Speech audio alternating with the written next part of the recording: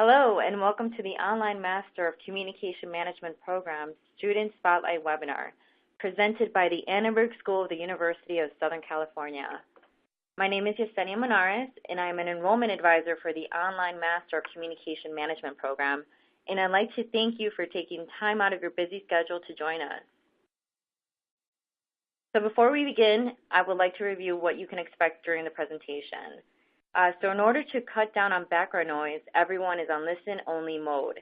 And if you're experiencing any technical difficulties, please be sure to refresh your browser. And if you have any questions for any of our speakers, please type them in the Q&A box in the lower right-hand corner of your screen and hit send. Feel free to enter any questions as you can think of them, and we'll be sure to answer as many questions as time allows at the end of the presentation. And also, a copy of the presentation and recording will be available soon. So here's our agenda. Here's a quick look at what we will be covering. First, I will be introducing Neil Teixeira, our Director of Distance Learning for Annenberg, who will share some information about the university and the program and introduce our speaker, Jennifer Davies. Our alumna, Jennifer, will be discussing her experience throughout the program and what it means to be a graduate from the Master Communication Program at USC. And then lastly, we will end the presentation with a brief Q&A question.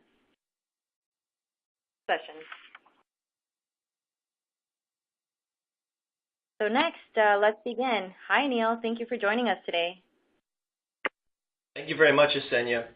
And thank you once again to everyone that has taken time out of their busy schedules to attend our webinar today. I, along with our alumnus presenter, are looking forward to sharing some helpful information about USC, the Annenberg School, and many of the outstanding elements of the Online Master of Communication Management, including how you can start an application for our summer and fall terms today. Yeah, my name is Neil Teixeira. I'm the Director of Distance Learning here at USC Annenberg. I've been involved in distance learning efforts for about 20 years now, and I'm also an alumnus of the Master of Communication Management program, although when I took it, it was only on campus. Let's start off by talking a little bit about USC and the Annenberg School. USC was founded in 1880. Back when LA's population was just over 10,000 people. Since then, the University of Southern California has grown to become one of the world's leading private research universities, enrolling over 45,000 students each year. USC regularly admits more international students than any other American institution of higher learning. We hold research-based education that can be applied to professional practice as a cornerstone of our institution. Keeping with this, USC has long been a pioneer in distance education, offering master's level classes to professional engineers via satellite as early as 1972. USC Annenberg School is proud to continue that pioneering tradition by offering our fully online MCM degree to communication professionals like you all over the world.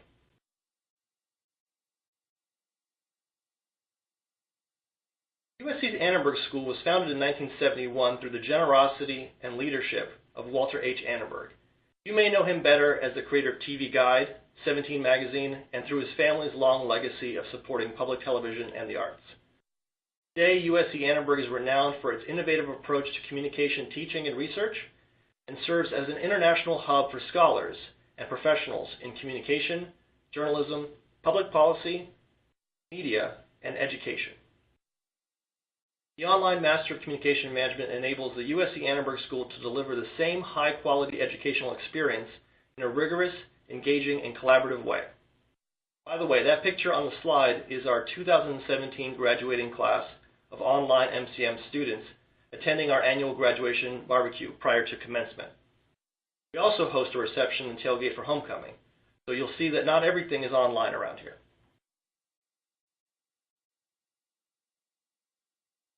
Before I discuss the program in more detail, I would like to briefly share USC's accreditation and ranking information, which reflect the university and the school's commitment to excellence in higher education. USC and the Online Master of Communication Management program have both been reviewed and accredited by WASC, and USC is currently ranked in the top 25 among national universities by U.S. News and World Report. Additionally, the Wall Street Journal's comprehensive 2019 college rankings placed USC in the 17th spot nationally and third among all Western U.S. institutions. And among all institutions, The QS World University Rankings for 2019 rated USC Annenberg the third best institution for communication and media studies in the U.S., and the second best institution for communication and media studies in the U.S., the third highest ranked university anywhere in the world. Before I introduce our alumna presenter, we'll turn to our program's curriculum and faculty and some of the advantages you'll have as an online USC Annenberg student. The Master of Communication Management program has been designed for both early career and experienced working professionals. Everyone you'll be taking classes with will play a role in your learning. You'll share your work experiences and talk about issues that you are currently facing on your job. You will get almost as much out of the people that you're going to classes with as you will from your instructors. And we expect that you'll immediately apply what you're learning to your industries and places of business. Our program is done cohort style, which means that you will go through the program with the same group of people over the course of your classes. Typically, each class is divided into sections of no more than 20 people. That doesn't mean that you will have the same 20 people all the time, but most of your classmates will have gone through the same core courses that you have gone through. You can complete the program in less than 2 years, 16 months to be exact. This is important for many of you as working professionals. You have a lot on your plate. You have a lot of responsibilities at work and at home. Taking classes will add considerably to your workload, so we know that it's really important for you to get through this as quickly as possible. We think that completing the program 2 classes per term in about 16 months is the best way for you to achieve your goal of earning a master's degree from USC. So what does an MCM mean? This is a management degree for communication professionals. We operate from the understanding that communication is at the center of every enterprise and that communicators shape and change the world. This online degree is offered so that communicators like yourselves feel empowered to lead within your organizations. We find that the learning online is phenomenal. For example, in the on-campus program where you come to class 3 hours a week, we find that class works and moves at a particular pace, and you're forced to move at that pace. In the online program, you're actually able to cover far greater material, far greater depth, because you are working on it more incrementally. Of course, you'll also be working in groups and working with your colleagues in your cohort on a regular basis. I think that's an extraordinary advantage of our online learning program because the ability to work in virtual teams is increasingly becoming essential in the modern workplace.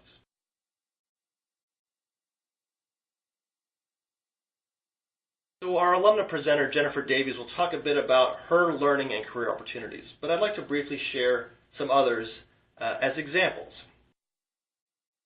One of the important elements of this program is that we teach you how to analyze complex business and communication problems, gather and analyze research to improve your decision-making, and apply that research to be as informed as possible when making strategic choices.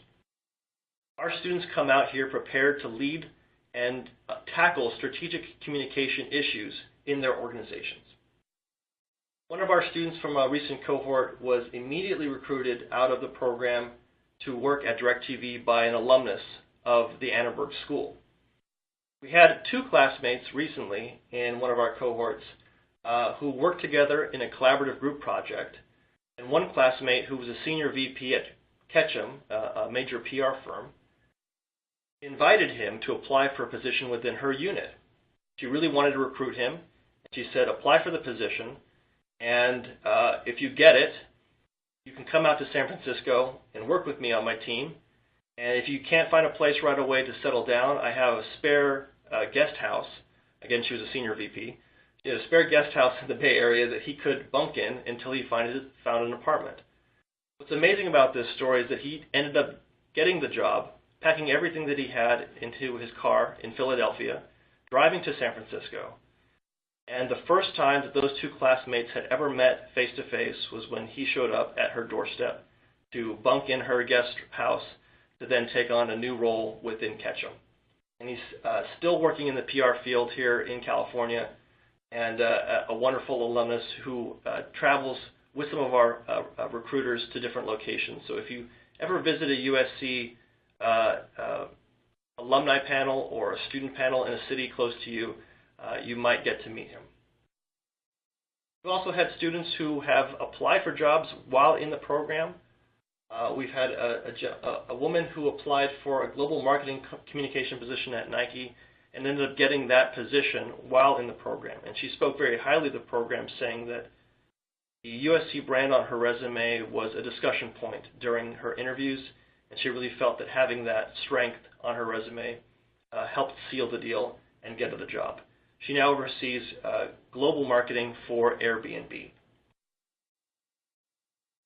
So these are just some examples, but I think Jennifer will talk a bit about her specific example, and she's a fantastic one. So I'm looking forward to having you guys learn more about the learning and career opportunities that Jennifer had while she was in the program. Let's talk about the classes that you're going to be taking and the curriculum you'll engage in. The way the program is set up, students will optimally take 2 classes per semester. Everybody begins with the core data and research class, which is called Uses of Communication Research, CMGT 540, and our core management theory class, Managing Communication, CMGT 500. You'll note that these courses here are listed in numerical order and not order in which you would take them. But the areas in which our curriculum covers, most importantly, are strategic organizational communication, marketing and PR communication, and communication for data-driven decision-making. So overarching, this is a program that takes theory, research, and applies it to practice.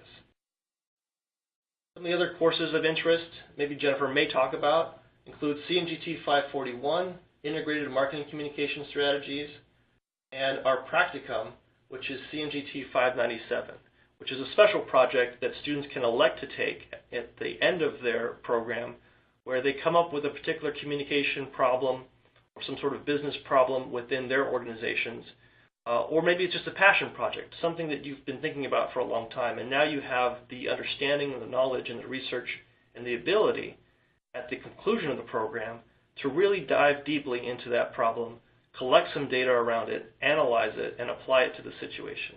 So it is a faculty, it is led by a faculty mentor, and you can take up to 2 semesters to do research around your particular communication problem to develop what we usually consider as a portfolio piece for professionals to take back to their employers, to their places of work, or potentially use it in securing new positions in areas of interest to them.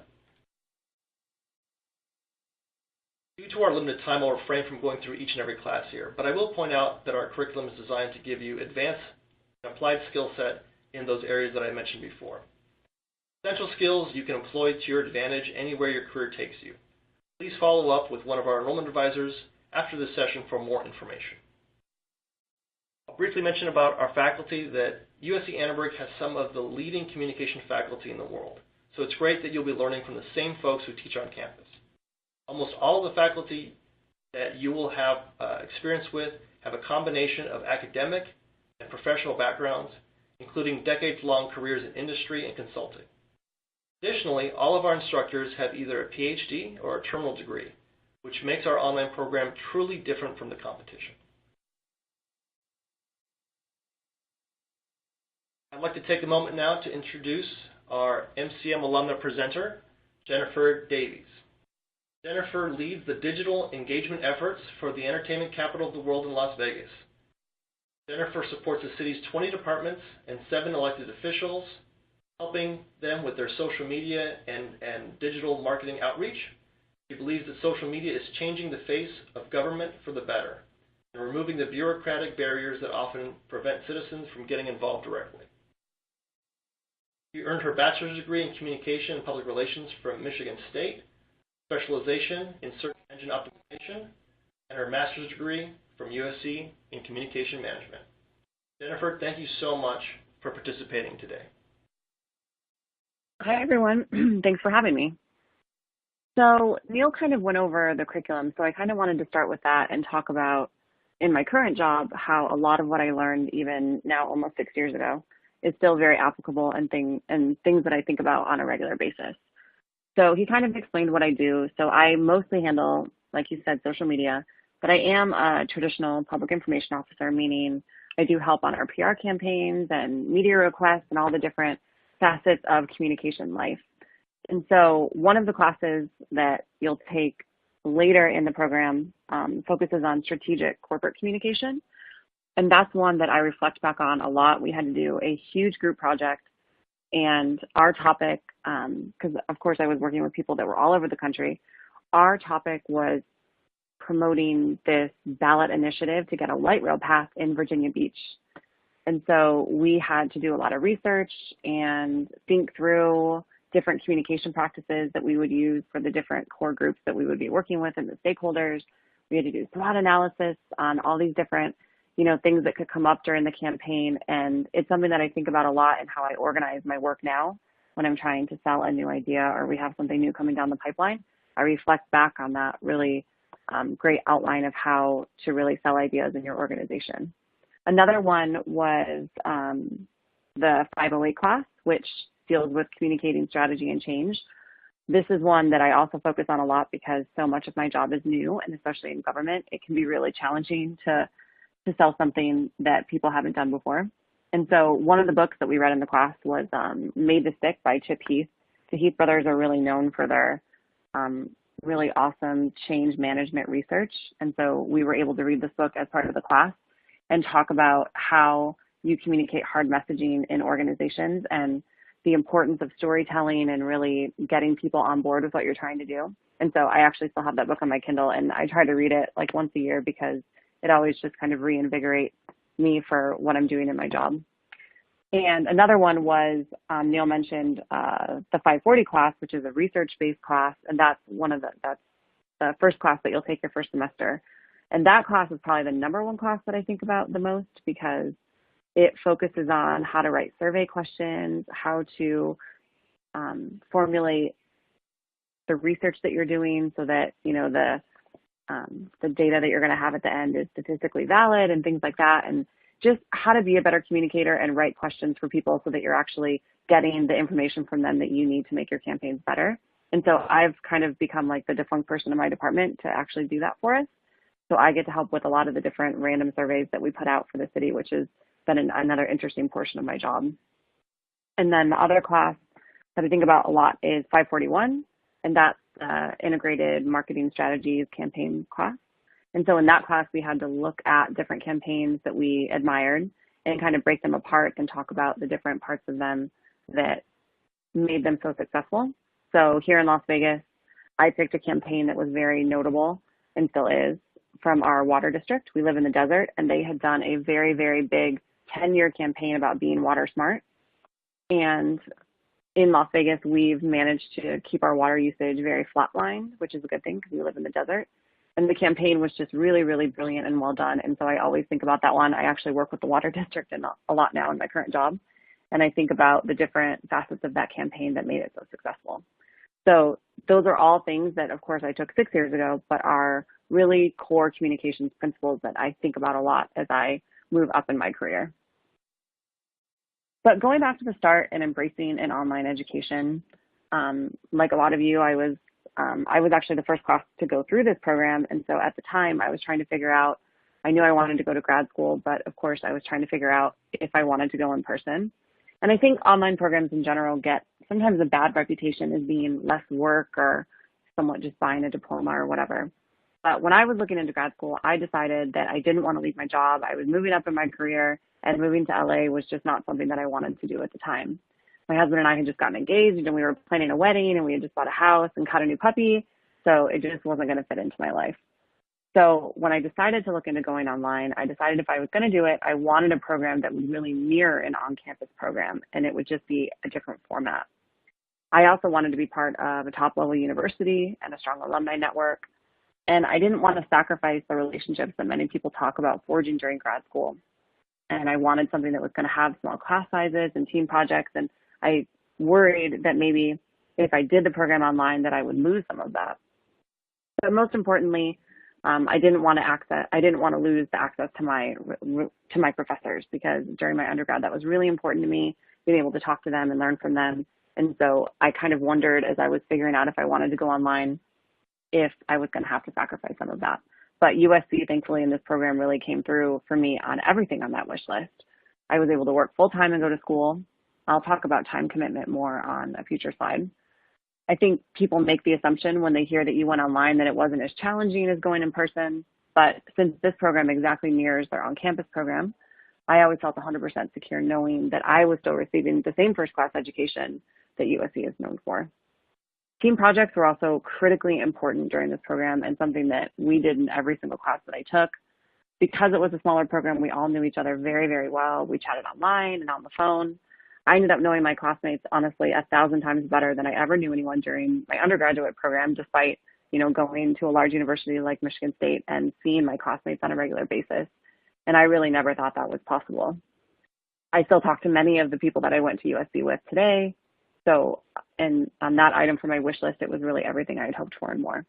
And the professors were equally wonderful. Many, if not all of them, teach the exact same classes for the on-campus program, which was exactly what I was looking for. I chatted with all of them regularly and had a strong relationship with them too. They were extremely accessible and open to help with whatever we needed, especially because I think they knew that we were all working, especially on weekends. It was really easy to reach out to them and set up calls or reach out to them and talk to them more about concepts, and I'm sure that I worried that maybe they wouldn't be accessible on weekends because they would only be working during the week, but they were great about making themselves available to us when they knew that we would generally be working on content for the program. So on time commitment, I know that that's probably something all of you were thinking about. I know it was something that I definitely had trepidation about, trying to figure out working 40 hours a week or more and then trying to do this on top of it. But you're obviously looking for a top-tier program, which is what has led you to USC, and this completely delivers, but it's also not for the weak of heart. The program will challenge you intellectually and require you to really be on top of your game when it comes to time management. Like I said, I worked full-time, 5 days a week from 8 to 5. I planned a wedding and got married while I was doing the program, so life balance is possible. At the beginning of the semester, I would get our syllabus with all the critical assignments and dates, and I really planned my life around that and knew that if things in my personal life needed more attention, I knew that I needed to find some extra time during the week to really get my school stuff done. So I would utilize my lunch hour, maybe I would get up earlier or stay up later that night or sometime during the week to try to get that stuff done.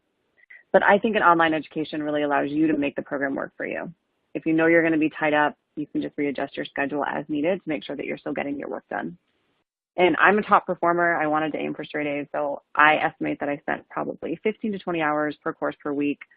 I got a lot done on weekends while my husband was working, and like I said, I was always trying to be smart about getting up early if I needed to or utilizing my lunch hour to kind of get stuff done there too.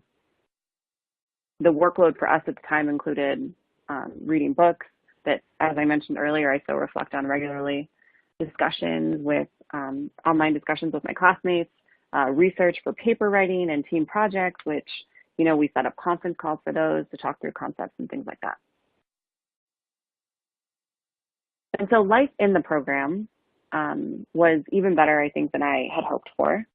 So I did end up doing my practicum, and I did it at the end of the program. And my topic, I wanted to pick something that would kind of stand the test of time. So even though I love digital marketing, it wasn't something that I wanted to do my big research project on just because it changes so quickly.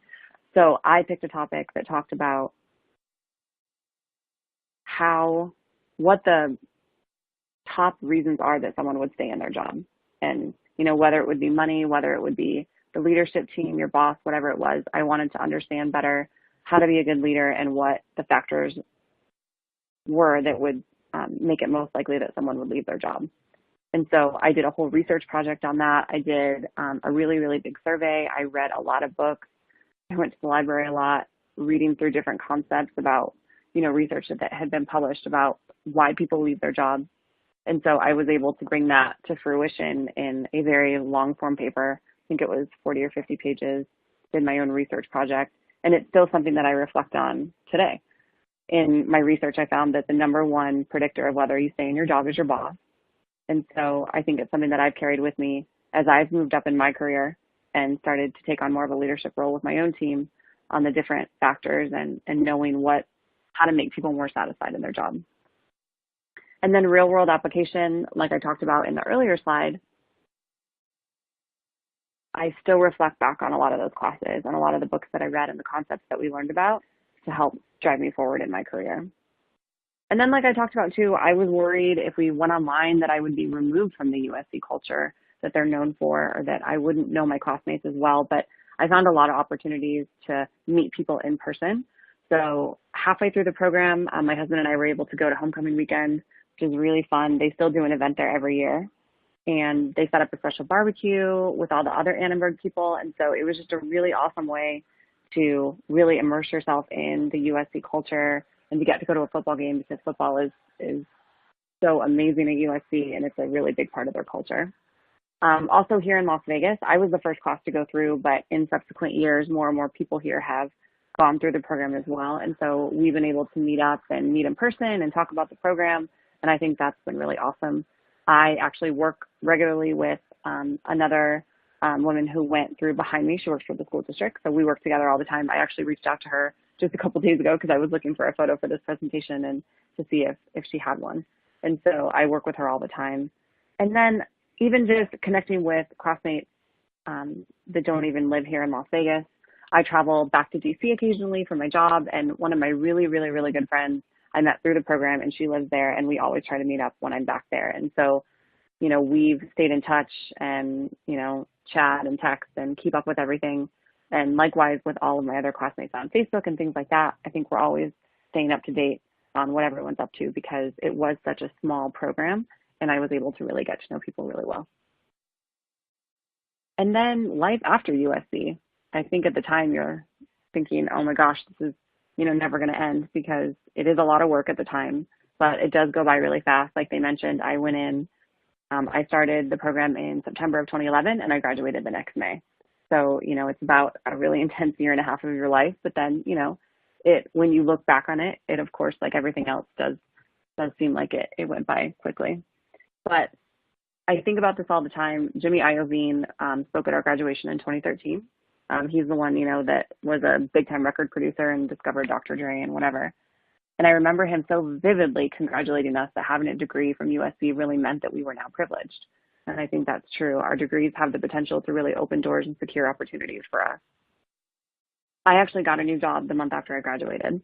I was selected from 250 candidates, and my director loves telling everyone that story about how he picked me out of the pile from a million other people. And he is very, very proud that I went to USC and tells people that regularly. He's like my proud dad. But USC has an outstanding reputation around the world, and especially in the communications field where I, of course, still work, and I'm sure many of you do as well. Annenberg is extremely well known and respected for really training our industry's best and brightest. And the alumni network is powerful. There's a very active chapter here in Las Vegas where I live, and while I haven't specifically tapped the network yet to get a new job, I definitely know that's something that I may use in the future if I want to try something else, and especially if I want to leave Las Vegas and go into a new market. I know that that's something that I would really rely on. But I also think the relationships I made with classmates have stood the test of time. So like I mentioned, we're all still friends, and whenever we see work-related stuff, I mean, they're always there cheering me on. And so I think that's it. I'll pass it back over to Neil. Jennifer, thank you so much, and not just for sharing your story, but also sharing your pictures. It was so nice to see all the pictures associated with those different points in your career, in your studies, graduation, homecoming games. It's fantastic. So thank you so much for sharing that with our prospective student audience. We really sincerely thank you and wish you all the best as you continue your good work in Las Vegas. Before I hand the presentation over to Yesenia, who will discuss what our Faculty Admission Committee will look for in your application, I'd like to mention that there's still plenty of time to get your application started and submitted for summer. Hopefully each of you will touch base with an enrollment advisor after our call today. Yesenia? Thank you, Neil, and thank you, Jennifer. So regarding our admissions requirements, just so everyone knows, the entire application is available online. And you really just want to make sure to request all of your official transcripts from every school that you've attended. Also, just note that the GRE or the GMAT is also required. However, students that have full-time professional work experience can qualify for the GRE waiver. So please be sure to reach out to your advisor so that we can help you determine if you would be eligible for the waiver. Another part of the application process is to complete a statement of purpose along with a writing sample. And all students will need to submit a resume showcasing all professional work experience along with 2 letter recommendations.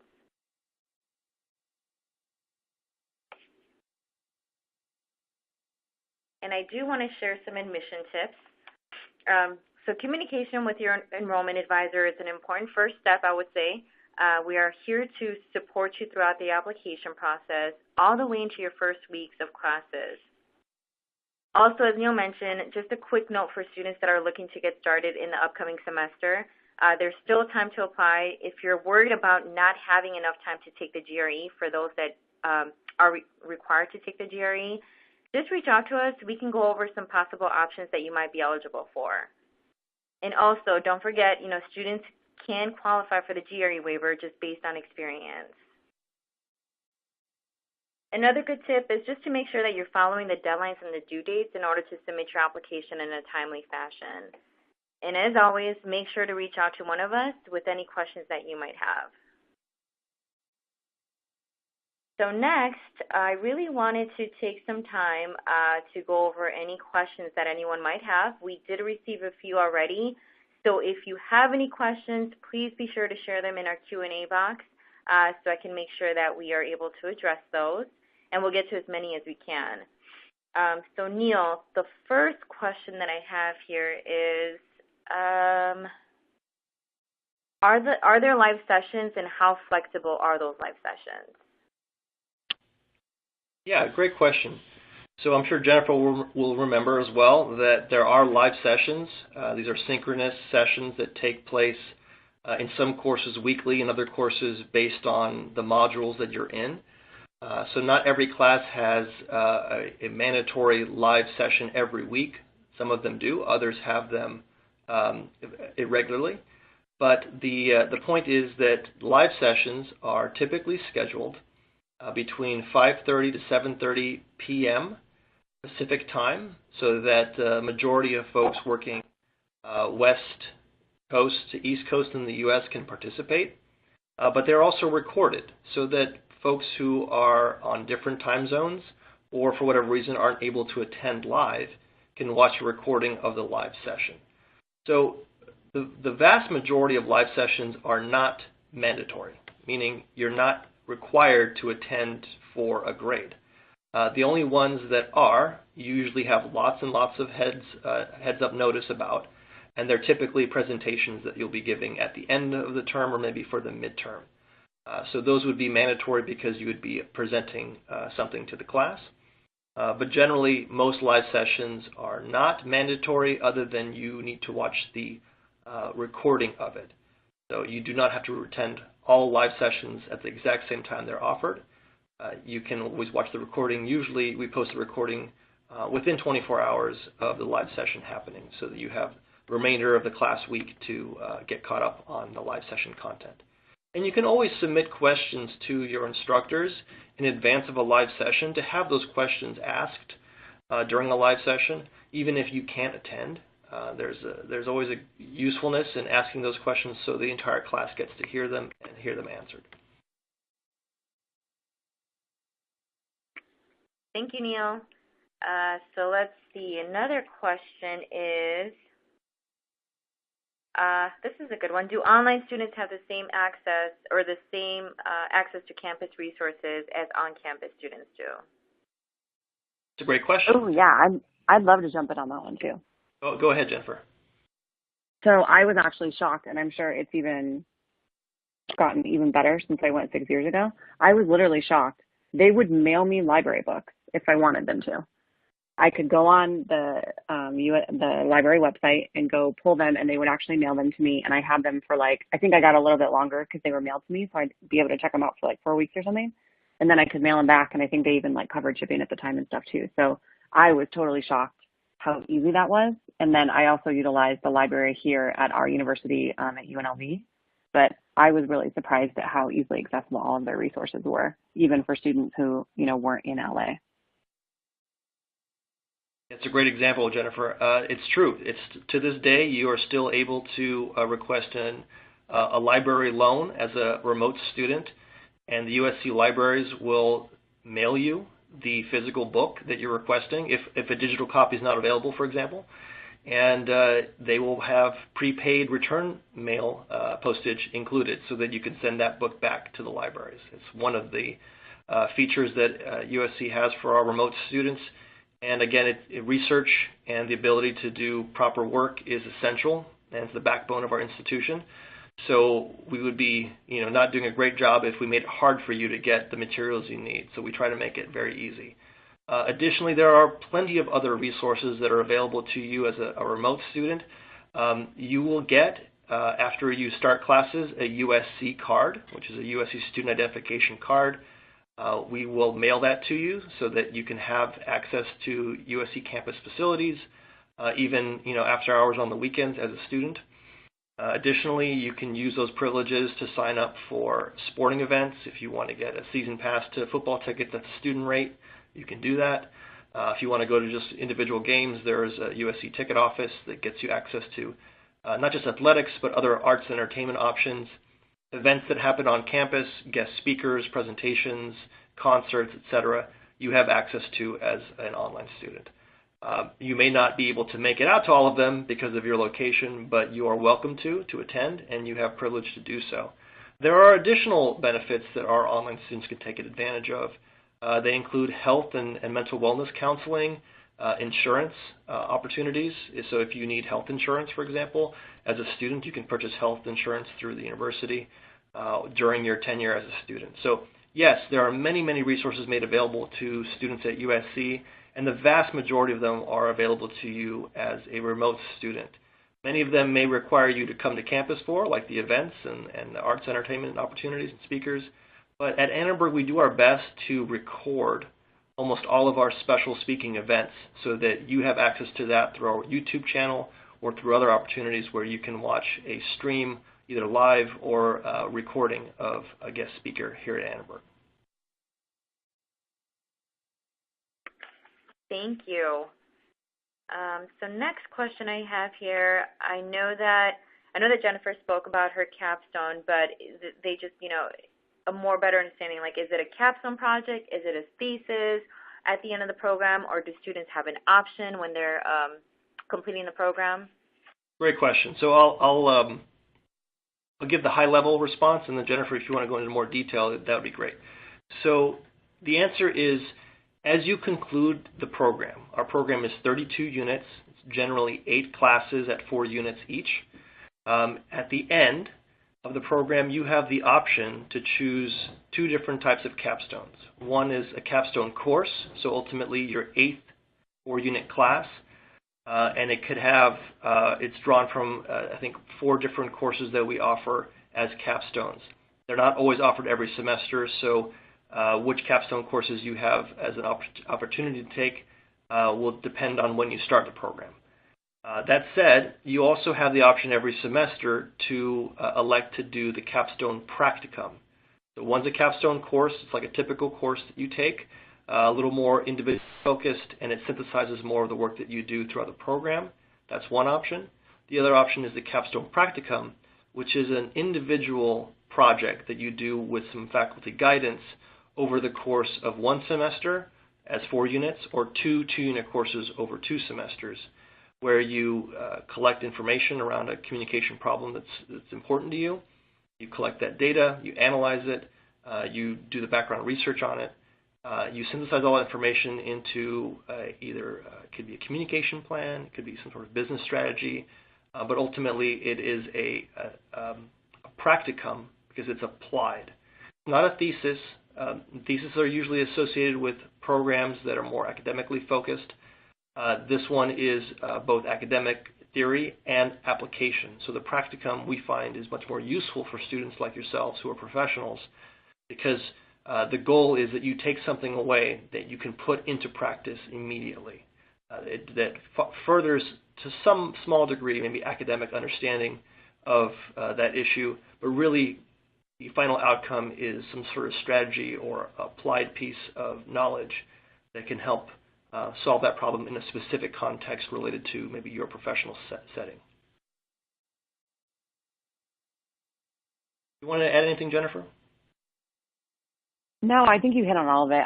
The way that I did it is I split it between the 2 unit courses, like you said. So I started my research when I was taking another class, and then that last spring semester I was just taking that last 2-credit class where I was formulating some research and things like that and working with the faculty advisors to do that. That's actually a good point. I should mention that if you choose to do the practicum as a 4-unit experience, meaning you finish it in 1 semester, you'll be able to finish the program in 16 months. If you choose to do it as a 2-semester experience, that will add 1 extra semester to your stay at USC, making it about 20 months. But for some projects, the reality is, you want to dive more deeply, and it's going to take more time to collect the data and do the research and formulate your strategy. And so just some problems are stickier, and our faculty will probably say, you may want to take 2 semesters to do this type of quality research. In other cases, it may be, there's data can be easily collected, and it won't take that much time, and ultimately you can finish it in 1 semester. So our faculty will provide guidance to you on that, but that is an option open to all students.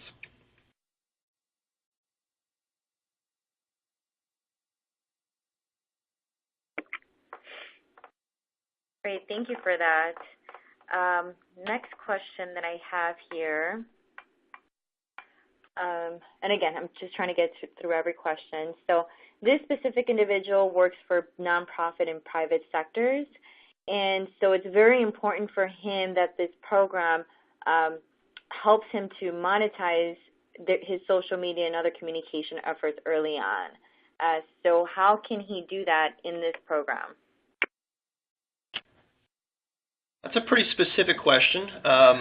So it will depend. Ultimately, the courses that you begin with, CMGT 540 and CMGT 500, will give you the foundational understanding of how to accumulate, collect proper research to answer difficult questions. So it may be questions about, what is your donation pool really interested in? How do I best communicate messaging around my organization to get prospective donors engaged and interested? What is the best communication strategy for that? Those courses will help you fundamentally organize your communication to drive the messaging that you need to activate your donor pool. So you may want to start with focus groups. You'll learn how to do focus groups in 540 in your very first semester. 6 weeks into the program, you'll be understanding and conducting focus groups. Surveys, you'll be building surveys and other types of tools that help collect and refine the messaging, collect data that helps refine the messaging, I should say. Jennifer, you work in the public sector. You work for the city government. I know that your goal is not necessarily monetizing your digital advertising, but can you talk a bit about how this program has helped you work in that sector? Well, I think this program was a little bit better even than, I think the content that we learned about, to me, has more long-term applications than learning about concepts that potentially are going to grow and change, over the course of a year or 2. So I felt like the most value that I got from it was, like I talked about that research class that you mentioned and understanding what goes into a good campaign. I feel like those are principles that are going to guide me through the rest of my career, regardless of what technologies come and go. And so I feel like that to me is a really encouraging hallmark of a good program, is that you're not just focusing on today, you're really focusing on how can you take this experience and use it for years to come. That's a good point. I mean, you did get a specialization certificate in SEO, search engine optimization, which I'm sure that some time after that, maybe a couple of years, the entire dynamics behind SEO have changed. The rules behind how Google, say, prioritizes rankings. Yep, exactly. And so I feel like if you're comparing those two, I have way more value out of my master's program than I did, out of that smaller one that was really just meant to give me more technical knowledge in my field. And to me, that's really what a master's program is supposed to be about, is really challenging you and giving you that information and knowledge that you're going to carry through with you for a lot longer than something that you're going to learn about that's going to help you maybe in the next few years. And I think that probably can vary based on what industry that you're in, but for my industry especially, I found that to be true.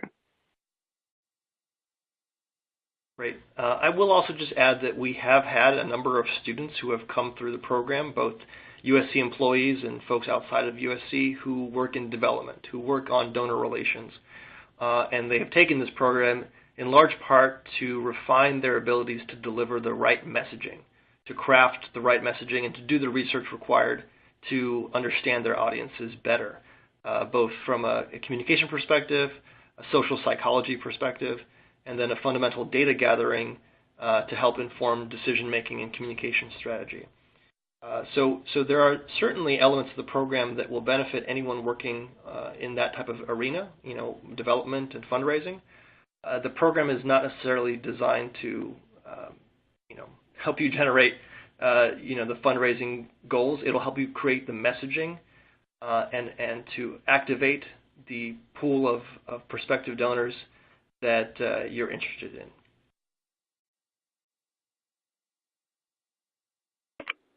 Great, thank you.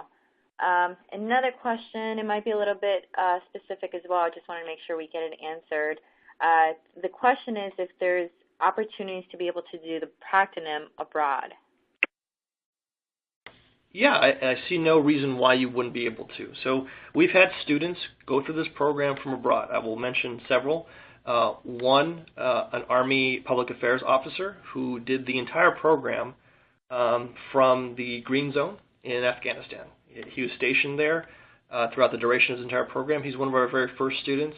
Jennifer, you may have actually had classes with him. His name was Mike Nicholson. Yes, I did. Yeah, you did, exactly. And, his time difference was way off. I believe he was getting up at like 3 or 4 o'clock in the morning sometimes to do, collaborative work with his classmates. But he was a military guy, and it was just definitely something that he latched onto. He's like, I can build my schedule around whatever I have to do to accomplish the task. And he was a fantastic student, and certainly he did his practicum from abroad. So there's one example. And we've had students who have participated in the program from all over the world, either because they're stationed abroad, they live abroad, or they just travel frequently to work abroad, who have engaged in all elements of the program, including the capstone, from international locations. So if your topic is on international marketing, we have a global marketing course that will prepare you to help look at how to market within your particular locale. But yes, I think that the short answer is absolutely. If you're an international student and you want to either do your practicum abroad or just look at issues related to markets abroad, that's not a problem at all. Okay, great. So it looks like we still have time for maybe 1 or 2 more questions. So I have another question. If we can give an example of how a student has applied their newly acquired strategic thinking skills to their job. For example, like a specific project or something along those lines. I'll leave that up to Jennifer. Jennifer, you can speak from experience. I do this all the time. Like going back to that corporate communication class, I think that was one of the classes that we really focused on the legwork behind a great communication strategy, with setting your objectives and figuring out your tactics and things like that. So one way that I use that regularly in my job now is I work with our elected officials, and we have new ones coming in all the time. We're going to have 3 new ones take office this summer, and I'll have to give presentations to them laying out what I think their social media strategy should be, and I reflect back on my knowledge from that course in particular to lay out a compelling presentation to help get them jump-started in their social media efforts. I'll add a couple of extra elements to that. We have had a couple of students come through the program recently who also took the Strategic Corporate Communication course that Jennifer was mentioning. It's CMGT 502, which is actually taught by the director of the Master of Communication Management program, Dr. Rebecca Weintraub. It's her course. There is a puzzle that is a strategic part of the course.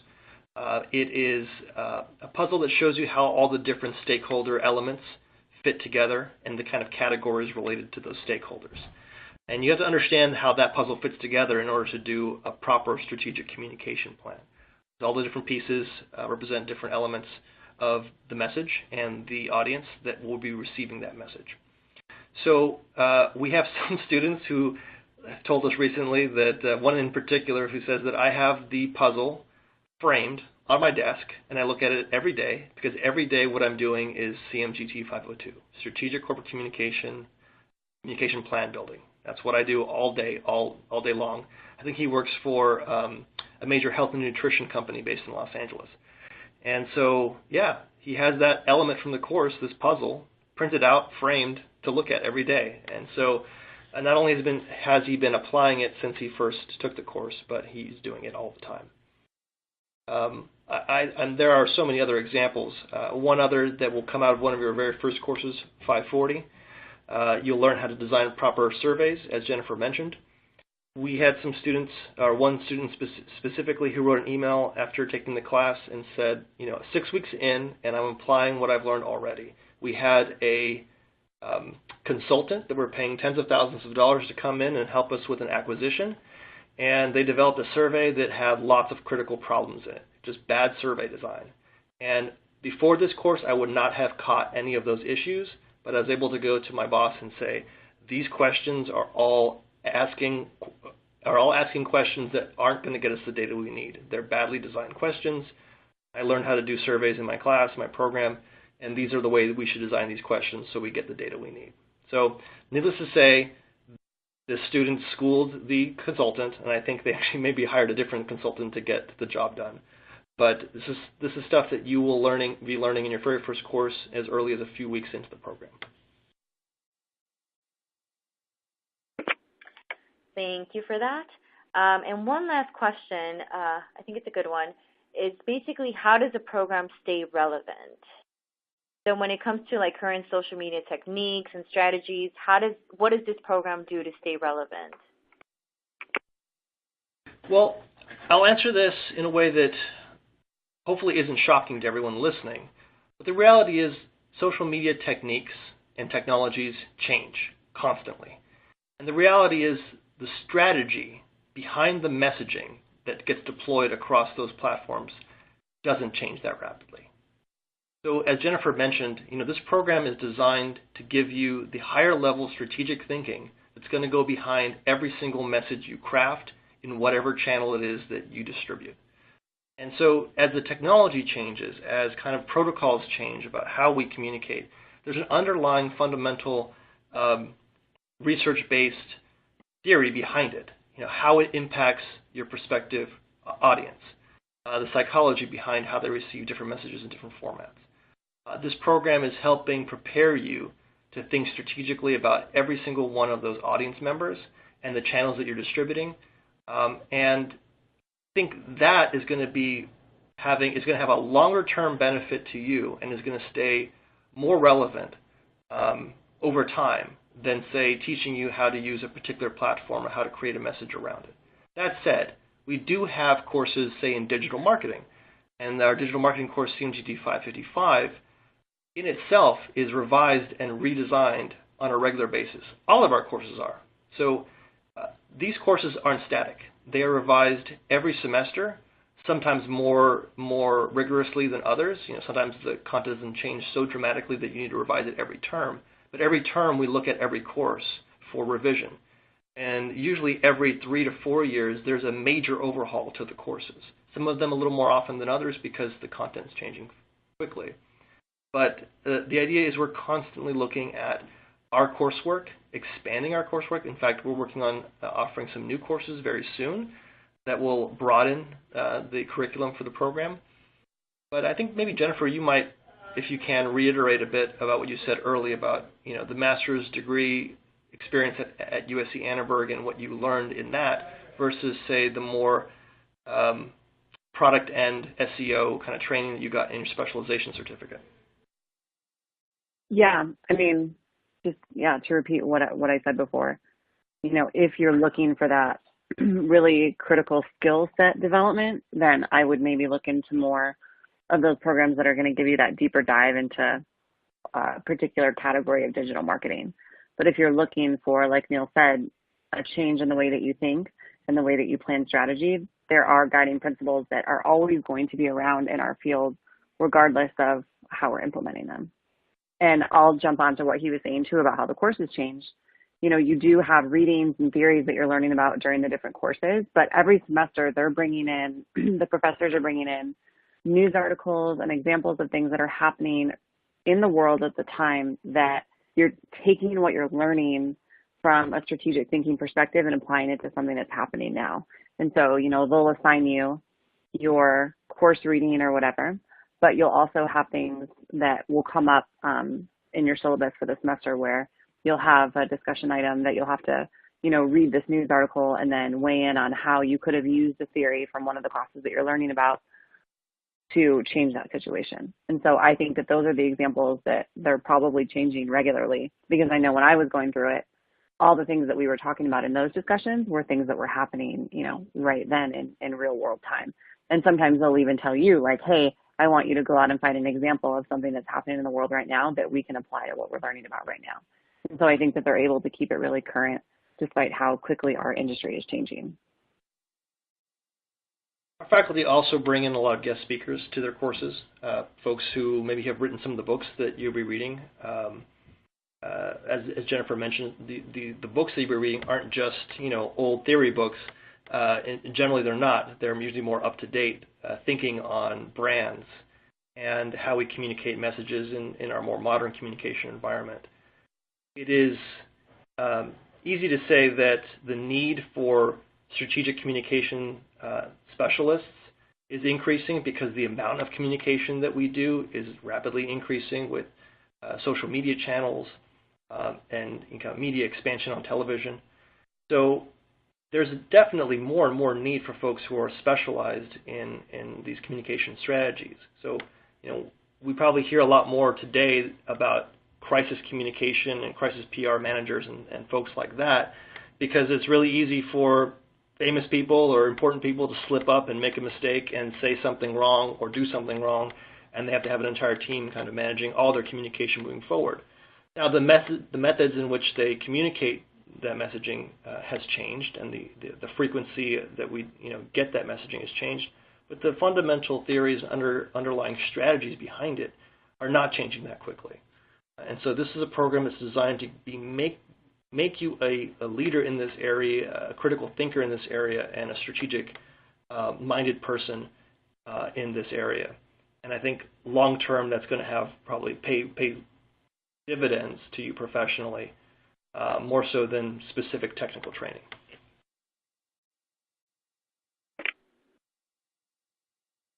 Perfect. And it looks like we're almost out of time. So if we didn't get to your specific question, we will be sure to reach out to you on a one-on-one situation, and we'll be sure to answer any questions that you might have.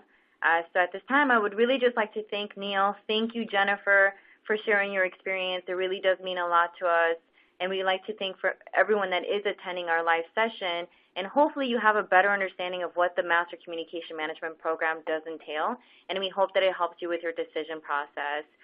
So at this time, Neil, Jennifer, do you have any final thoughts that you'd like to share? I will just say that there's still plenty of time to get your app started. Just take a moment to follow up with an enrollment advisor to ask whatever questions you may have.